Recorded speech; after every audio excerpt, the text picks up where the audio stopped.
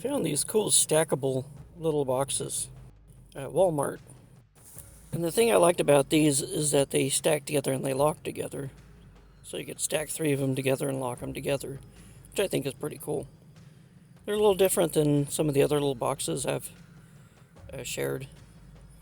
A lot of potential here.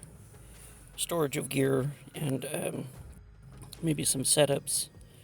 Here's the other boxes I've shared, and they are a little bit different, about the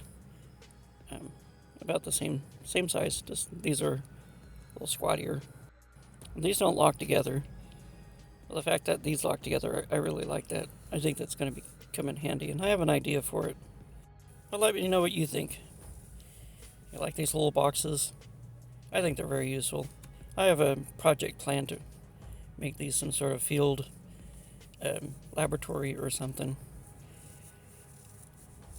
Thanks for watching. Don't forget to click that like button if you like this video. If you're not subscribed, please consider subscribing, and don't forget to collect, inspire, and create. I'll see you in the next video.